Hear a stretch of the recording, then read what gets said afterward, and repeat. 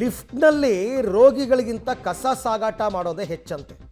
ಸ್ಟ್ರೆಚರ್ನಲ್ಲಿ patient ಮಲಗಿದ್ರು ಸಿಬ್ಬಂದಿ don't care. ಅವ್ರ ಕೆಲಸ ಏನು, ಎಲ್ಲ ವಾರ್ಡಿಂದ ಕಸ ಕಲೆಕ್ಟ್ ಮಾಡಿಬಿಟ್ಟು ಕಸವನ್ನು ಇವರು ಲಿಫ್ಟಲ್ಲಿ ತರಬೇಕು. ಪೇಷಂಟ್ ಮೇಲಕ್ಕೆ ಹೋಗ್ತಾನ ಕೆಳಗೆ ಬರ್ತಾನ ಸೆಕೆಂಡ್ರಿ, ಮೊದಲು ಕಸ ಲಿಫ್ಟ್ ಮಾಡಬೇಕು.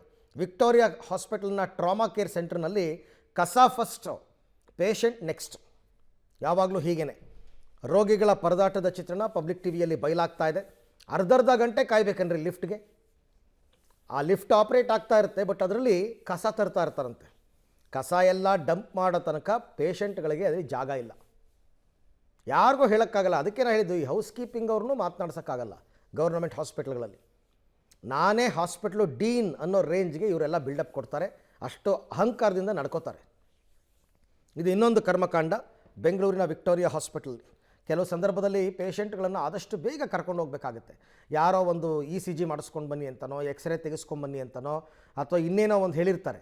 ಅದಕ್ಕೆ ಪೇಷಂಟ್ ಕರ್ಕೊಂಬಂದರೆ ಅದು ಬೇಗ ಆಗೋದೇ ಇಲ್ಲ ಕೆಲಸ. ಯಾಕೆಂದರೆ ಇವರು ಲಿಫ್ಟಲ್ಲಿ ಕೆಳಗಡೆ ಬರೋದಕ್ಕೆ ಅರ್ಧ ಗಂಟೆ ಬೇಕು. ಕಾದು ಕಾದು ಸುಸ್ತಾಗಿ ಪೇಷಂಟ್ ಪಾಪ ಆ ಗತಿ ಏನಾಗಬೇಕು ಪೇಷಂಟ್ ಗತಿ. ನೀವು ಪೇಷಂಟ್ ಜೊತೆ ಇರೋರಿಗೆ ಬೇಕಾದ್ರೆ ಲಿಫ್ಟ್ ಕೊಡಬೇಡಿ, ಮೆಟ್ಲು ಹತ್ಕೊಂಡು ಓಡಾಡಿ ಅಂತ ಹೇಳಿ. ಬಟ್ ಪೇಷಂಟ್ ಕೊಡಲೇಬೇಕಲ್ಲ. ಜೊತೆಯಲ್ಲೊಬ್ಬರು ನರ್ಸ್ ಇರ್ತಾರೆ, ನರ್ಸು ಸ್ಟ್ರೆಚರ್ನ ತಳ್ಕೊಂಡು ಬರ್ತಾರೆ, ನೋ ಪ್ರಾಬ್ಲಮ್. ಬಟ್ ಇದು ಪದೇ ಪದೇ ಪದೇ ಪದೇ ಯಾಕೆ ಹೀಗಾಗ್ತಾ ಇದೆ ಅಂತ ಗೊತ್ತಿಲ್ಲ. ಬಟ್ ಈ ಸಮಸ್ಯೆಯನ್ನು ಬಗೆಹರಿಸಬೇಕು ಆದಷ್ಟು ಬೇಗ. ಇಲ್ಲ ಅಂತಂದರೆ ಇದು ಇನ್ನಿಷ್ಟು ತಾರ್ಕಕ್ಕೆ ಹೋಗುತ್ತೆ. ಹಾಸ್ಪಿಟಲ್ ಹೇಳೋರಿಲ್ಲ ಕೇಳೋರಿಲ್ಲ ಅಂತಕ್ಕಂಥದ್ದು ಪದೇ ಪದೇ ಪದೇ ಪದೇ ಸಾಬೀತಾಗ್ತಾ ಇರುತ್ತೆ. ಯಾವುದಾದ್ರೂ ಎಮರ್ಜೆನ್ಸಿ ಪೇಷಂಟ್ಗಳು ಬಂದುಬಿಟ್ರೆ ಏನು ಗತಿ? ಎಮರ್ಜೆನ್ಸಿ ಅಂತ ಹೇಳಿದ್ರು ಕೂಡ ಅದನ್ನು ಕಿವಿಗೆ ಹಾಕ್ಕೊಳ್ಳೋ ಸಂಯಮ ಕೂಡ ಆ ಹಾಸ್ಪಿಟ್ಲ್ ಸಿಬ್ಬಂದಿಗೆ ಇರಲ್ಲ. ಹಾಗಾಗಿ ಈ ಲಿಫ್ಟ್ಗಳನ್ನು ಸದುಪಯೋಗ ಪಡಿಸ್ಕೋತಾ ಇಲ್ಲ, ದುರುಪಯೋಗ ಪಡಿಸ್ಕೋತಾ ಇದ್ದಾರೆ.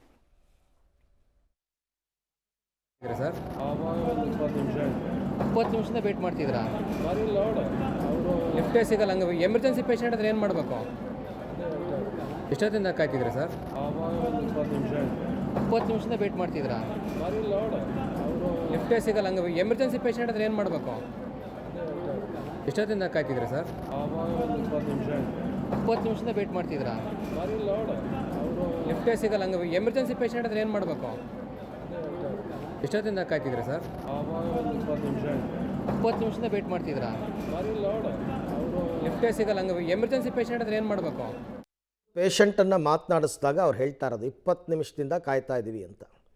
ಎಂಥ ದೊಡ್ಡ ದೊಡ್ಡ ಮಲ್ಟಿ ಸ್ಟೋರಿ ಬಿಲ್ಡಿಂಗ್ಗಳಲ್ಲೂ ಕೂಡ 20 ನಿಮಿಷ ಕಾಯೋದು ಬೇಕಾಗಿಲ್ಲಪ್ಪ. ವಿಕ್ಟೋರಿಯಾ ಹಾಸ್ಪಿಟ್ಲು ಏನು ಮಲ್ಟಿ ಸ್ಟೋರಿ ಬಿಲ್ಡಿಂಗ್ ಏನಲ್ಲ ನಿಜ. ಆದರೆ ಕೆಲವು ರೋಗಿಗಳಿಗೆ ಮೆಟ್ಲು ಹತ್ಕೊಂಡು ಹೋಗೋಕ್ಕೆ ಆಗದೇ ಇರೋ ಸ್ಥಿತಿ ಇರುತ್ತೆ. ಕೆಲವ್ರಿಗಂತೂ ವಿಪರೀತ ಪ್ರಾಬ್ಲಮ್ ಇರುತ್ತೆ. ಅಂಥವ್ರಿಗೆ ಅಂತಲೇ ಲಿಫ್ಟ್ ಮಾಡಿರೋದು.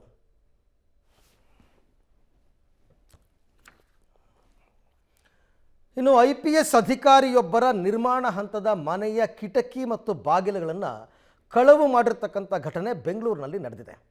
ಅಂದರೆ IPS ಅಧಿಕಾರಿ ಮನೆ, ನಿರ್ಮಾಣ ಹಂತದ ಮನೆ, ಕಿಟಕಿ ಬಾಗಿಲುಗಳನ್ನು ಕಳವು ಮಾಡಿರ್ತಕ್ಕಂಥ ಘಟನೆ ನಡೆದಿದೆ.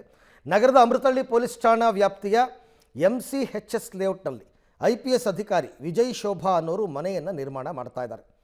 ಇದೇ ತಿಂಗಳ 9ನೇ ತಾರೀಕಿನಂದು ಕಳ್ಳರು ರಾತ್ರಿ ಹೊತ್ತು ಮನೆಯ ಬಾಗಿಲು ಕಿಟಕಿಗಳನ್ನು ಕಳವು ಮಾಡಿದ್ದಾರೆ. ನಿರ್ಮಾಣ ಹಂತದ ಮನೆಯಲ್ಲಿದ್ದ ಕೆಲವು ವಸ್ತುಗಳನ್ನು ಕೂಡ ಕಳವು ಮಾಡ್ಕೊಂಡು ಹೋಗಿದ್ದಾರೆ. ಈ ಸಂಬಂಧ ಸೈಟ್ ಎಂಜಿನಿಯರ್ ಸುನಿಲ್ ಅನ್ನೋರು ಅಮೃತಹಳ್ಳಿ ಪೊಲೀಸ್ ಠಾಣೆಗೆ